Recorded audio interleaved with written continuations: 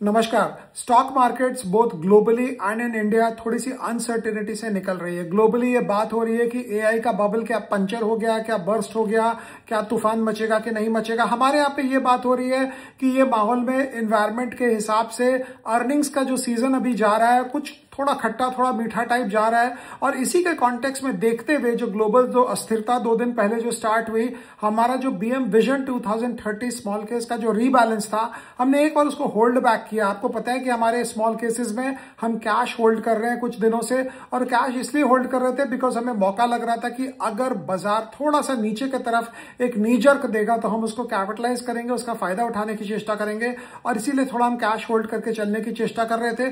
But एक और बात जो होती है, जहां पे भी हम इन्वेस्टेड है वहां हम ऐसे स्टॉक्स में इन्वेस्टेड है जहां धूप हो या छाव, कम से कम अर्निंग्स को लेकर हमें कोई चिंता फिक्र होने की दरकार नहीं होगी। But all said and done एक बात पक्की होती है कि मार्केट की जो अस्थिरता है, जो अनसर्टेनिटी से निकल रही है, उसको देखते हुए थोड़ा सा आदमी बैकफुट पे आता है और सोचता है, वेट करता है कि यार ये देखे तो सही कि आगे जाके कैसे होगा। तो ये संडे जो हमारा क्या लगता है सीरीज है, उसमें हम एक अपडेट भेजेंगे, एक डिटेल्ड अपडेट भेजेंगे कि both globally and in India share बाजार के एंगल क्या चीज शेयर बाजार को इतनी परेशान कर रही है कि मार्केट में एक ट्रेंड नहीं बन पा रहा है। और ये संडे का जब क्या लगता है सीरीज में जब हम डिस्कस करेंगे तो आपको समझ में आएगा कि what is going through our minds. And obviously जो रीबैलेंसेस हैं, जैसे भी हमें मौका मिलेगा नेक्स्ट वीक और द वीक आफ्टर दैट, उसमें हम रीबैलेंस भी कर लेंगे।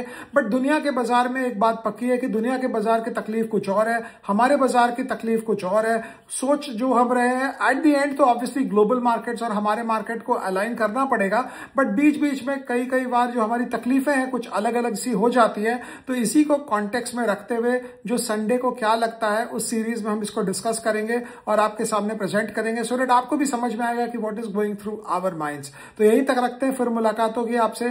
Thank you.